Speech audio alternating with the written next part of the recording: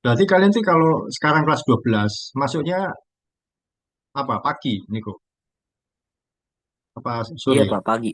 Pagi terus ya. Iya, Kalau pagi itu jam berapa? Jam 7. jam 6.15. 6.15 sudah masuk. Iya. Oh, Jam 6 harus sudah di sekolah, mantap minimal. banget ya.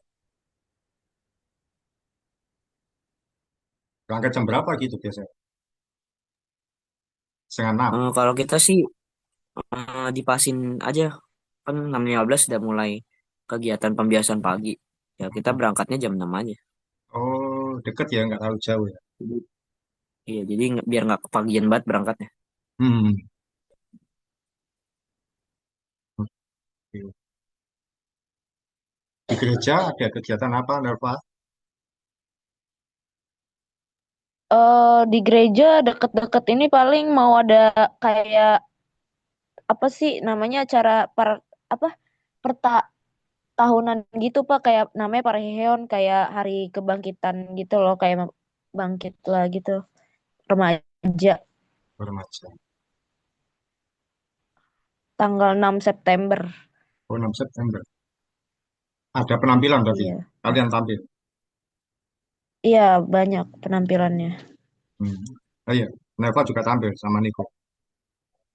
Iya Pak. Ya, puji Tuhan, kita pagi hari ini atau menjelang siang kita bertemu kembali dan firman Tuhan ini di minggu kedua Agustus. Minggu kedua Agustus yang ya minggu depan juga berarti kemerdekaan Indonesia. Oke, sebelumnya kita berdoa dulu, kita bersatu lagi dalam doa. Tuhan Yesus, kami mengucap syukur untuk kebaikan dan keberkahan pagi hari ini Tuhan, kami belajar firman-Mu, dan yang boleh jadi berkat bagi semua kami, dan setiap kami boleh belajar sesuatu hal yang baik, supaya masa muda kami boleh terarah, tidak salah dalam melangkah. Berkati juga fasilitas yang kami pakai, HP, laptop, WiFi, atau jaringan apapun, semua berfungsi dengan baik. Dalam nama Tuhan Yesus, kami berdoa dan mengucap syukur. Amin. Ya, hari ini kita melanjutkan pembelajaran firman Tuhan, Mazmur 23, untuk seri yang 3. Kalau yang lalu, Mazmur 23, yang bagian 2 dan 3, ayat 2 dan 3. Sekarang adalah bagian yang berikutnya. Tapi sebelumnya, eh, kita memulai kebiasaan yang baru, ya, kebiasaan yang mudah saja, yaitu menceritakan kebaikan Tuhan yang kamu alami selama minggu ini. Saya pun juga harus membiasakan diri untuk berbagi apa yang Tuhan perbuat dalam kehidupan saya selama minggu ini. Hal-hal yang baik. Tentunya dalam seminggu kita mengalami banyak kebaikan Tuhan. Dan dari sekian yang kita alami kebaikan Tuhan, kita bisa ceritakan satu saja. Mungkin tidak selalu berupa cerita yang istimewa, yang biasa saja tidak apa-apa. Ya, kalau dari saya, yang saya sampaikan eh, minggu ini, puji Tuhan saya diberi hikmat, diberi ide, diberi eh, ya kemampuan yang baru untuk saya membuat. Saya kan punya channel YouTube, saya membuat program baru namanya Saat Teduh Malam Hari. Di Saat Teduh Malam Hari itu saya buat ada pujian penyembahan, ada doa, saya sampaikan jam 8 malam, saya tayangkan hari Senin, Rabu, dan Jumat. Puji Tuhan, banyak yang melihat, yang menyaksikan, yang diberkati dari pujian yang disampaikan, terus juga dari firman Tuhan yang dibagikan.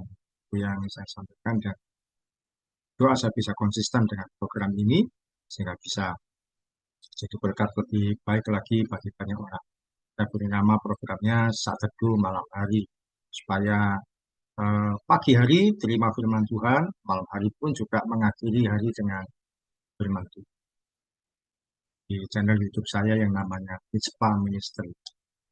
Oke, itu yang saya sampaikan dari saya tentang kebaikan Tuhan yang saya alami minggu ini. Tuhan memberi saya ide, hikmat untuk membuat program baru saat teduh malam hari. Kalau Nelva, Apa kebaikan Tuhan yang kamu alami selama minggu ini? Eh, dilancarkan apa dalam studi sekolah dalam seminggu ini sih Pak. Sudah dilancarkan. Artinya apa? Mengerjakan tugas atau apa itu? Kerjakan PR atau apapun, atau apa yang kamu anggap lancar itu yang bagaimana?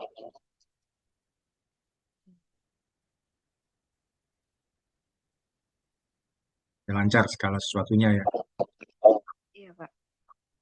puji Tuhan. Tolong menyertai sehingga Nelva bisa lancar dalam seminggu ini, akan menjalankan studi, sehingga apapun yang disampaikan oleh guru, Nelva tidak kesulitan. Dan tugas pun bisa mengerjakan dengan baik. Niko, apa kebaikan Tuhan yang kamu alami dalam seminggu ini? Sampai minggu ini Tuhan masih memberikan Niko napas kehidupan tuh. Oh, kehidupan dalam seminggu ini. Ya, puji Tuhan, itu adalah hal yang bisa kita syukuri. Karena dengan bernafas itu kita masih bisa beraktivitas, Niko masih bisa sekolah, masih bisa melakukan banyak hal, masih bisa mengalami hal-hal yang baik, bisa makan dan sebagainya. Itu adalah permulaannya adalah Tuhan berikan nafas kehidupan dalam Niko dan kita semua. Oke, puji Tuhan, kita belajar untuk bersaksi hal-hal yang kecil, yang sederhana, yang Tuhan berikan bagi kita, kebaikan Tuhan yang kita alami selama minggu ini. Hari ini kita belajar firman Tuhan, Mazmur 23, untuk seri yang ketiga. Seri 1, Mazmur 23 ayat 1, seri 2-nya ayat 2 dan 3. Sekarang seri yang keempat. Firman Tuhan saya baca pembukaannya. Sekalipun aku berjalan dalam lembah kekelaman, aku tidak takut bahaya, sebab engkau besertaku, gadamu dan tongkatmu. Itulah yang menghibur aku. Ya, untuk pembelajaran dari Mazmur 23 ayat 4, dengan Daud menuliskan bahwa sekalipun aku berjalan dalam lembah kekelaman, aku tidak takut bahaya. Artinya, lembah kekelaman itu apa? Nanti kita akan pelajari. Sebab Tuhan beserta aku, Tuhan menyertai aku, gadamu dan tongkatmu, itu yang menghibur aku. Oke, pembelajarannya, Nelva bacakan ini dulu, Daniel 3 ayat 17 sampai 18. Jika Allah kami yang kami puja sanggup melepaskan kami, maka Ia akan melepaskan kami dari perapian yang menyala-nyala itu, dan dari dalam tangan-Mu, ya Raja. Tetapi seandainya tidak, hendaklah Tuanku mengetahui, ya Raja, bahwa kami tidak akan memuja dewa Tuanku, dan tidak akan menyembah patung emas yang Tuanku dirikan itu. Ya, Nelva tahu ini siapa yang berkata-kata ini, atau ini peristiwa dialami oleh siapa? Masih ingat? Eh, yang dari perapian itu ya, Pak? Iya, siapa? Lupa? Kau ingat? Siapa itu? Eh, tiga, tiga orang itu si Ya, eh lupa Pak. namanya Sadrak, Mesak, dan Abednego. Iya, Sadrak, Mesak, dan Abednego. Kadang-kadang sering disebut pemuda SMA, Sadrak, Mesak, Abednego. Mereka diminta menyembah eh, patung buatan raja. Tapi jika orang ini tidak mau, padahal ada hukumnya. Kalau mendengar musik yang dimainkan dan tidak mau menyembah patung buatan raja, mereka harus patung emas ya, itu dituliskan patung emas. Mereka akan masuk perapian yang menyala-nyala. Dan diberi kesempatan terakhir untuk ayo sudah ini terakhir kamu menyembah musik diperdengarkan. Tapi ada perkataan yang disampaikan. Kalau Tuhan melepaskan kami dari perapian menyala itu, apa kami percaya Allah kami sanggup melepaskan? Kalau tidak, kami pun tidak akan menyembah patung emas yang dibangun. Itu adalah diucapkan oleh Daniel, Sadrak, Mesak, dan Abednego. Daniel tidak ikut di peristiwa itu. Ayat berikutnya, Niko, minta tolong bacakan Yakobus 1 ayat 2 sampai 3.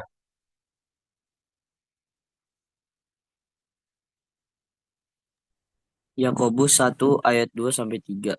Saudara-saudaraku, anggaplah sebagai suatu kebahagiaan apabila kamu jatuh ke dalam berbagai-bagai percobaan, sebab kamu tahu bahwa ujian terhadap imanmu itu menghasilkan ketekunan.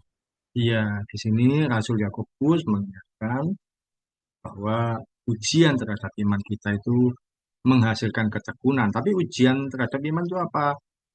Kita mengalami berbagai-bagai pencobaan, berbagai kesulitan, berbagai masalah.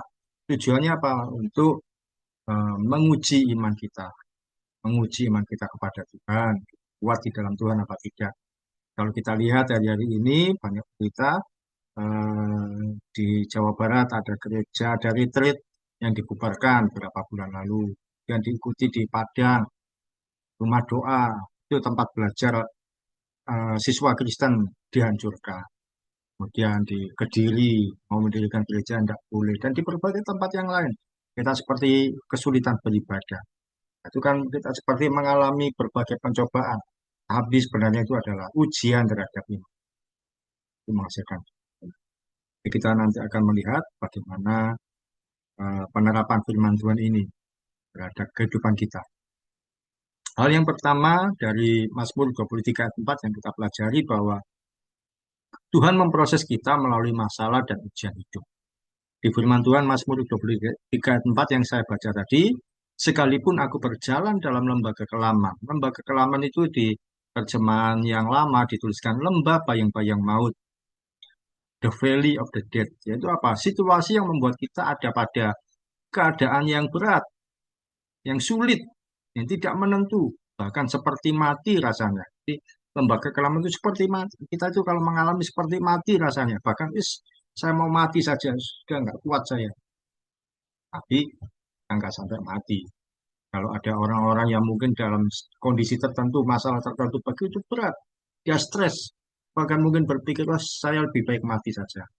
Itu kadang-kadang kita mengalami situasi-situasi tertentu. Mungkin sekarang belum, tapi satu kali kalau bisa mengalami, kalau mungkin saja kalian mengalami di masa-masa kehidupan kalian yang lebih dewasa, ada kita menghadapi lembah kekelaman, situasi yang sulit, yang berat, yang tidak menentu, seperti mati, seperti mau mati itu gimana? Kalau dihadapi secara nyata itu berat, tapi mau mati itu kok ya takut dosa. Itu lembah kekelaman. Rasanya kehidupan itu seperti dalam pertaruhan nyawa. Tuhan izinkan kita melewati situasi yang penuh masalah dan tantangan kehidupan supaya kita belajar untuk berharap dan mengandalkan Tuhan seperti ketika kalian dalam situasi yang berat, penuh masalah kehidupan, disitulah kita belajar apakah kita berharap dan mengandalkan Tuhan sepenuhnya atau hanya mengandalkan kekuatan manusia kita sendiri. Bagaimana kalau kita mengalami situasi seperti gambar ini yang tadi dibaca oleh Nelva, Sadrak, Mesak, dan Abednego? Bukankah sampai saat terakhir ya? Bukankah Tuhan itu nggak menolong sebenarnya? Apakah mereka mengalami pertolongan Tuhan? Sampai detik terakhir ya sebenarnya tidak. Lupakan Tuhan menolong. Di waktu dapur api mereka tidak terbakar. Kalau iya itu pada waktu masuk dapur apinya. Tapi pada waktu sebelumnya, kalau memang Tuhan menolong, semestinya mereka nggak perlu masuk dapur api. Tapi Tuhan kelihatannya tidak menolong. Mereka langsung masuk dapur. Dan mereka siap untuk mati. Mereka siap menghadapi masalah. Sampai detik terakhir kan tidak ada pertolongan Tuhan. Tapi mereka tidak kehilangan kesetiaan pada Tuhan. Ada rencana yang indah dalam hidup mereka. Yaitu tiba-tiba ada pertolongan Tuhan. Yang masuk 3, yang di dalam ternyata 4 orang. Dan mereka tidak terbakar sedikit pun. Tidak ada bajunya yang kena hangus. Tidak terbakar. Bagaimana ketika kita berdoa mohon pertolongan Tuhan dalam masalah yang kita hadapi. Dan Tuhan sepertinya tidak menolong. Sampai titik terakhir, kok nggak ada jawaban Tuhan. Adakah kita mau setia sama Tuhan? Adakah kita mau tetap berharap pada Tuhan? Tuhan menguji iman kita melalui situasi yang sulit dan sepertinya tidak ada pertolongan. Apakah kita tetap setia iman kita pada Tuhan? Situasi sulit itu ya bisa berupa harus bayar sesuatu tapi tidak ada uang. Kehilangan sesuatu yang kita miliki. Saya satu kali kehilangan dompet, rasanya itu bingung gimana. Dompet itu isinya 200.000. Ya sudahlah kalau hilang uang 200.000. Tapi bagaimana mengurus KTP, SIM, STNK, dan sebagainya. Saya seperti orang yang bingung, saya berdoa, saya hubungi teman saya kan waktu itu habis makan sama-sama. Dan mereka merasa nggak ada. Sampai diteleponkan ke tempat, ke rumah makannya, nggak ada dompet yang itu. Saya berdoa, Tuhan bagaimana? Dan puji Tuhan, 1 jam kemudian ada orang yang mengantarkan dompet saya, menemukan di jalanan di tempat yang tidak terduga. Jadi dompet saya terjatuh, terjejar. Nah, dia memberikan kepada saya. Tidak ada satupun yang hilang di dalam. KTP, SIM, STNK aman. Uang 200.000 pun ada. Nah, akhirnya saya berikan pada orang itu yang membantu menemukan dompet. Bisa juga satu kali dengan orang yang kita kasihi. Sekarang ini kalian masih bersama dengan orang tua. Satu kali saya kehilangan papa saya yang meninggal karena sakit beberapa tahun yang lalu. Padahal saya yang merawat dia setiap hari. Satu kali pernah saya pulang kerja, papa saya terjatuh. Sudah hampir 1 jam. Tidak ada yang menolong. Nah, itu kan situasi itu yang sulit. Mengalami musibah atau mengalami celaka yang tidak terduga. Saya pernah kecelakaan, saya naik motor tersenggol oleh truk. Dan saya sempat tidak berjalan selama, tidak bisa jalan dengan normal selama 1 bulan. Kalau kita mengalami situasi sulit apapun itu, musibah atau celaka, masihkah kita mau setia pada Tuhan Yesus? Atau kita meninggalkan Dia? Mungkin tidak pindah agama, tetap sebagai seorang Kristen, tapi hanya sekedar beragama saja. Tapi sudah tidak mau lagi mengikut Tuhan Yesus dengan setia. Sudah buat apa Tuhan-Tuhanan? Saya mengalami celaka. Ikut Tuhan Yesus saya mengalami musibah. Ikut Tuhan Yesus saya kehilangan atau apapun. Apakah kita tetap mau setia sama Tuhan sekalipun mengalami banyak situasi? Kita tetap berharap mengandalkan, tetap setia dalam kehidupan iman. Quote dari saya atau kata-kata penguatan, kata-kata iman. Kebaikan Tuhan ternyata tidak selalu diukur dari masalah yang sudah terselesaikan. Namun ketika masalah belum beres sekalipun, Tuhan Yesus tetap baik. Seringkali orang berkata, Tuhan itu baik kalau masalahnya sudah beres. Tapi ketika masalah belum beres sekali, Tuhan Yesus itu tetap. Tuhan Yesus tetap baik bagi Nerva, bagi Niko, sekalipun mungkin banyak masalah yang belum selesai sampai hari ini di keluarga kalian. Tuhan tetap. Dan percayalah, dalam waktunya Tuhan, semua pasti terselesaikan. Tetap setia, tetap kuat iman di dalam Yesus. Nah, sekarang yang bisa kita diskusikan pertama, kita sharingkan. Situasi paling sulit apa yang pernah kamu alami? Apakah kamu masih mau setia pada Tuhan Yesus meskipun situasinya tidak mudah?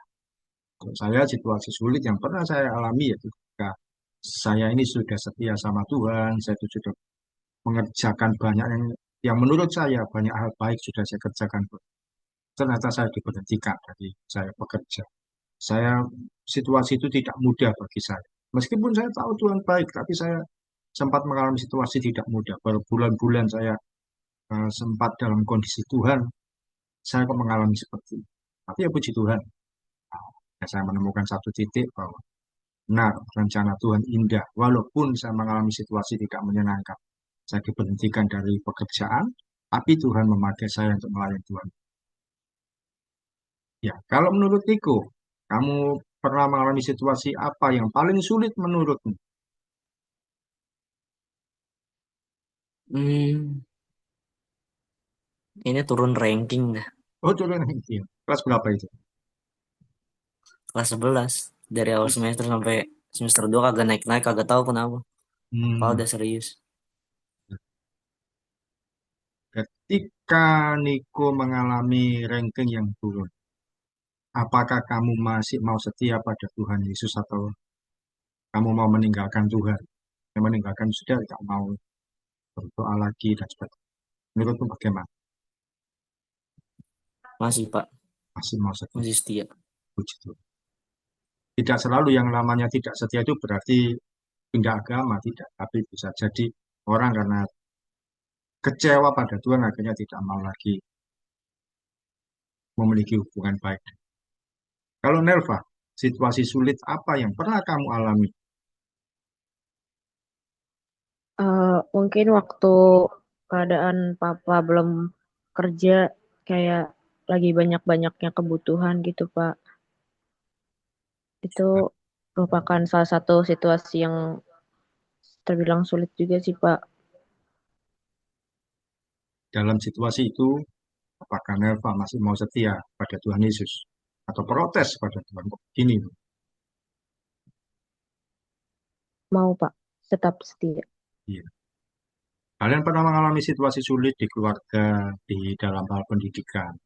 Beberapa tahun ke depan, ketika kalian lebih dewasa lagi, lulus dari SMA, kuliah, atau bekerja, pasti ada situasi sulit yang lebih dari yang kalian pernah alami. Bisa berdoa, berharap tetap setia pada Yesus. Meskipun perjalanannya tidak mudah, tetap setia pada Tuhan Yesus. Ya, ketika kita setia pada Tuhan, kita tidak tahu kapan dan bagaimana cara Tuhan tidak akan meninggalkan kita. Dia pasti menolong. Sama seperti Sadrak, Mesak, Abednego tadi kan, mereka sebenarnya tidak ditolong Tuhan. Mereka akhirnya masuk ke dapur api. Tidak ada pertolongan Tuhan. Mereka siap untuk resikonya. Ketika di dalam dapur api itulah Tuhan punya rencana yang luar biasa yang tidak terduga. Mereka tidak apa ketika masuk dapur api itu saya yakin mereka tidak punya dalam hati mereka, oh nanti pasti ditolong dapur api. Tidak, mereka kan itu kan tidak bisa dirancang. Ketika mereka setia pada Tuhan, pertolongan itu datang dengan sendiri. Oke, pembelajaran pertama itu bahwa eh, Tuhan memproses kita melalui masalah dan ujian. Tetap setia pada Tuhan sekalipun situasi itu tidak menyenangkan atau sulit bagi kita. Poin berikutnya kita dapatkan dari Keluaran 14 ayat 13 sampai 14. Nelva, minta tolong bacakan. Tetapi berkatalah Musa kepada bangsa itu, janganlah takut, berdirilah tetap dan lihatlah keselamatan dari Tuhan yang akan diberikannya hari ini kepadamu. Sebab orang Mesir yang kamu lihat hari ini, tidak akan kamu lihat lagi untuk selama-lamanya. Tuhan akan berperang untuk kamu, dan kamu akan diam saja. Ya, ini ketika bangsa Israel keluar dari Mesir, mereka dikejar ternyata oleh tentara Mesir. Dan bingung bangsa Israel bagaimana ini. Tapi ada ayat yang berkata, jangan takut, berdiri tetap, lihatlah keselamatannya dari Tuhan. Musa berkata pada bangsa itu untuk menenangkan. Bahkan ada ayat 14, Tuhan akan berperang untuk kamu dan kamu akan diam saja. Apa artinya? Bahwa di Mazmur 23 ayat 4 tadi, sekalipun aku berjalan dalam lembah kekelaman, aku tidak takut bahaya, sebab gadamu dan tongkatmu, itulah yang melindungi aku. Apa yang dimaksud gada? Gada yaitu pentung atau alat pemukul yang seringkali dibawa oleh gembala untuk melindungi domba dari serangan binatang buas. Dan yang di sebelah kanan saya ini, atau sebelah kanan kita ya, ini ada pentung. Kalau ini yang melengkung ini tongkat, ini adalah gembala. Jadi gembala domba itu membawa dua barang, tidak hanya tongkat tapi juga pentung. Sayang sekali di berbagai lukisan Tuhan Yesus mengembalakan domba, hanya terlihat Tuhan Yesus membawa tongkat. Padahal firman Tuhan sudah jelas bahwa gadamu dan tongkatmu. Tuhan Yesus pasti juga membawa gada. Gada itu ya pentung. Seperti apa contohnya ya? Kalau kalian lihat satpam atau security, dia punya alat pemukul ya. Sama seperti itu untuk mengusir atau menghalau orang yang berbuat jahat. Tuhan Yesus pun juga sebenarnya bawa punya gada atau pemukul. Tapi Tuhan Yesus seringkali digambarkan sebagai gembala yang baik, cuma membawa tongkat, padahal masih ada gada. Gada menggambarkan kekuatan, perlindungan, dan otoritas Allah. Seperti senjata yang digunakan gembala untuk melindungi domba dari serangan pemangsa. Jadi kalau domba yang digembalakan ini dimakan atau diserang oleh serigala, gembala akan melindungi dengan gada ini, dengan tongkat pemukul ini. Sehingga binatang buas itu lari daripada. Ketika kita menghadapi situasi yang tidak bisa kita selesaikan sendiri oleh karena perlakuan orang lain. Kadang-kadang kita mengalami kesalahpahaman atau perbuatan jahat orang lain pada kita. Serahkan pada Tuhan. Dia akan membela kita. Bangsa Israel ketika dikejar oleh tentara Mesir, Tuhan berkata apa? Bahwa dia yang akan berperang. Bangsa Israel hanya akan diam saja menyaksikan pembelaan Tuhan. Jadi artinya apa?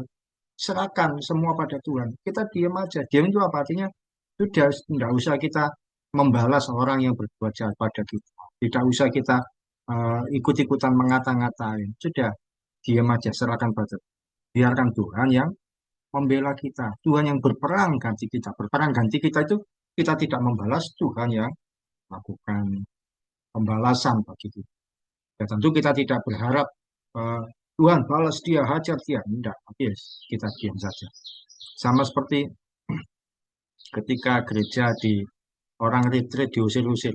Ya anak Tuhan ya ngapain? Nggak bisa apa-apain ya sudah diam aja, serahkan pada apa pembelaan Tuhan. Kita tidak bisa mendukung. Ada saja nanti pembelaan Tuhan yang tidak kita pikirkan. Kadang-kadang seringkali terjadi orang mengganggu ibadah.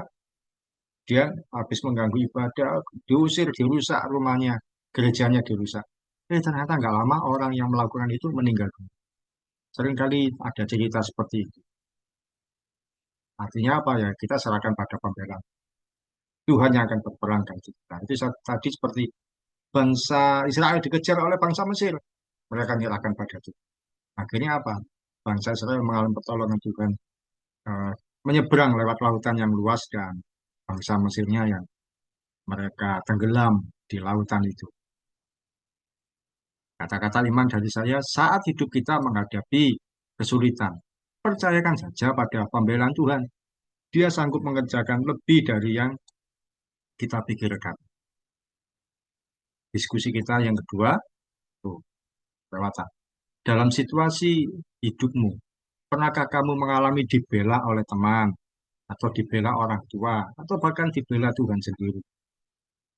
Kamu tidak salah, kalian tidak salah, tetapi dianggap bersalah. Lalu ada pembelaan yang kamu terima. Apa?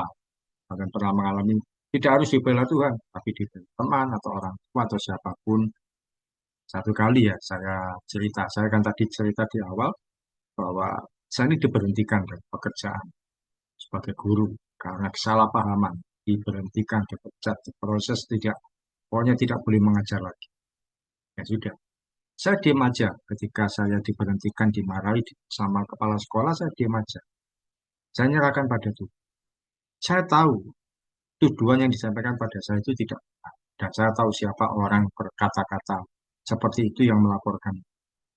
Bulan Maret saya mengalami itu, bulan Juni 2024 orang-orang yang menuduh saya, mereka diberhentikan oleh sekolah. Tanpa saya minta, mereka pun diberhentikan oleh sekolah. Dua orang guru yang menuduh saya untuk hal yang tidak benar. Mereka akhirnya diberhentikan juga. Guru yang menuduh saya berbuat yang tidak semestinya. Ya, saya ketika mendengar itu, saya kata ya, puji Tuhan. Tuhan membela saya. Ada pembelaan Tuhan. Saya serahkan pada pembelaan. Niko, pernahkah kamu dalam situasi kesulitan yang kamu hadapi, kamu mengalami dibela oleh teman, atau orang tua, atau Tuhan sendiri, atau oleh siapapun?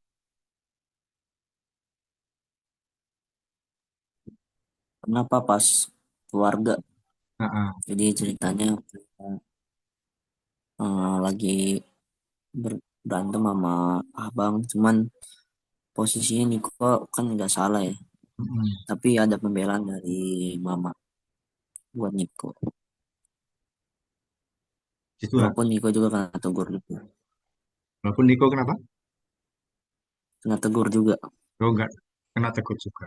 Iya, karena ya diam aja gitu. Iya. Harusnya. Oh iya. Ya, itu juga salah satu pembelaan dari orang tua. Dan itulah yang satu kali nanti kamu juga alami dalam kehidupan yang lebih luas. Tuhan bisa membela dengan cara yang tidak terduga ketika mengalami situasi yang salah paham. Nelva, situasi apa yang kamu pernah dibela? Pernah dibela oleh siapa? eh mungkin sama Niko sendiri sih, karena kan eh, kembar saya sendiri yang kayak kalau di sekolah. Contoh kecilnya kalau misalkan debat kecil sama temen apa arah-arah mau berantem aja atau ada yang ngisengin pasti Niko yang kayak maju paling depan buat ngebela gitu. Wah, ya, sebagai saudara, untuk membela Nelva, ya puji Tuhan, di situ pentingnya kalian sebagai saudara ditempatkan juga di satu kelas yang sama. Ya, bersyukur punya saudara yang baik seperti Niko. Ya, dalam kehidupan sehari-hari kita bisa dibela oleh manusia, bela saudara, dibela orang tua, mungkin satu kali dibela teman. Tapi dalam kehidupan yang lebih luas lagi, mungkin satu kali mengalami kesalahpahaman, kalian nggak tahu harus bagaimana. Bersikap apa? Ngomong gini nanti salah, ngomong yang lain juga nanti jadi salah paham lagi. Ya serahkan pada Tuhan. Nanti ada saja cara Tuhan untuk membela kalian. Selama kalian tidak dalam posisi bersalah. Mungkin kalau bersalah pun ya sudah, diam saja tidak banyak bela diri. Nanti pembelaan Tuhan ada saja bagi kamu.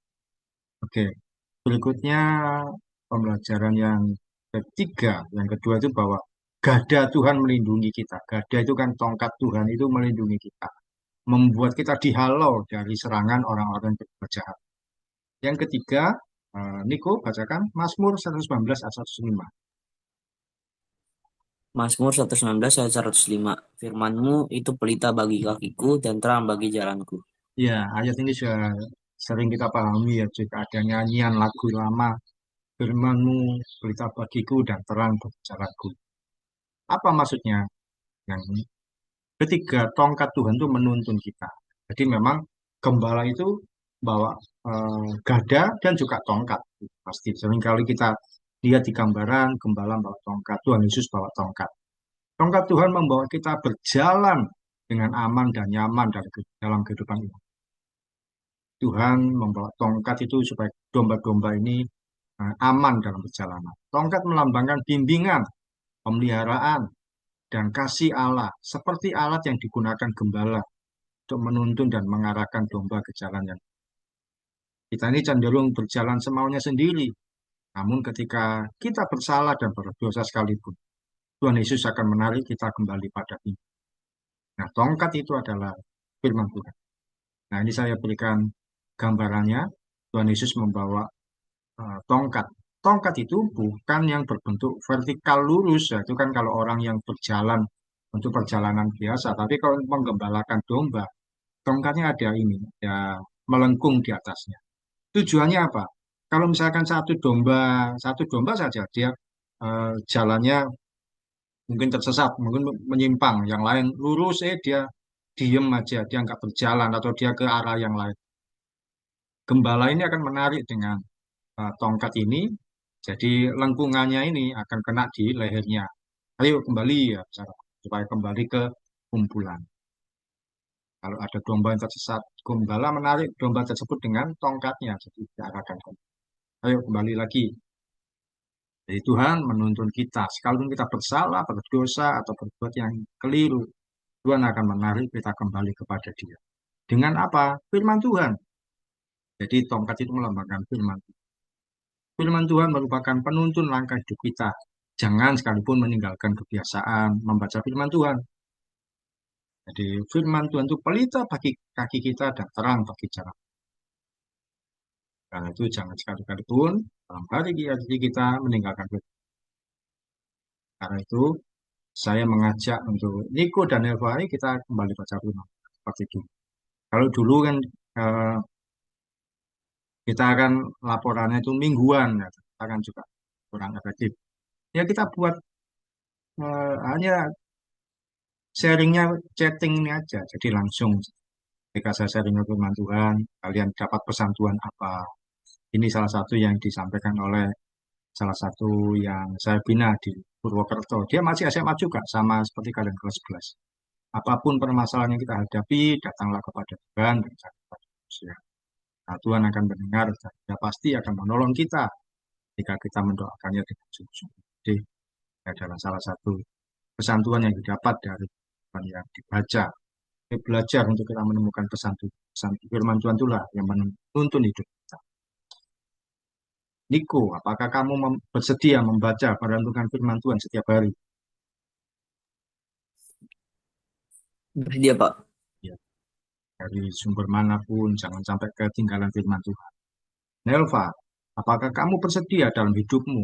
Kamu dituntun oleh firman Tuhan, membaca dan merenungkan firman Tuhan setiap hari. Sedia, Pak. Ya, puji Tuhan. Berikutnya kalau tidak keberatan ya kita bisa mulai di untuk kalian mencatat pesan Tuhan. Ya seperti chatting saja, tidak pakai kolom-kolom seperti itu. Oke, puji Tuhan, kita sudah selesaikan pembelajaran ini.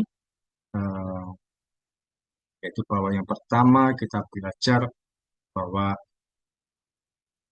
melalui masalah yang Tuhan izinkan terjadi pada kita, Dia menguji iman kita. Tuhan menguji iman kita. Melalui situasi hidup yang ada, Tuhan tidak akan meninggalkan kita. Gadanya yaitu tongkatnya. Gadanya itu adalah melindungi kita dari serangan orang-orang yang berbuat jahat. Dan juga bahwa tongkat Tuhan itu yang menuntun kita, yang mengarahkan kita ke jalannya. Oke, kita tutup dalam doa. Nelva, yang berdoa sekarang, Mari silakan. kita bersatu di dalam doa. Bapak, terima kasih untuk kesempatan pada siang hari ini dalam pertemuan komsel yang sederhana ini ya Bapak. Terima kasih Tuhan untuk hamba-Mu Poki yang telah menyampaikan firman-Mu. Biar apapun yang telah Poki sampaikan bisa menjadi berkat dan menjadi rema dalam kehidupan kami pribadi lepas pribadi. Bapak, kiranya Engkau yang memberkati setiap pekerjaan Poki biar menjadi berkat bagi banyak orang. Engkau berkati juga kami di dalam pendidikan agar bisa lancar Tuhan dalam studi kami. Kami serahkan seluruh kegiatan kami hari ini dan hari-hari berikutnya hanya ke dalam tangan kasih-Mu saja. Apapun, kemanapun kami melangkah, Engkau yang selalu menyertai Tuhan. Terima kasih Tuhan, terima kasih. Amin. Amin, puji Tuhan. Terima kasih Niko, Nelva, Tuhan memberkati. Terima kasih Terima Pak.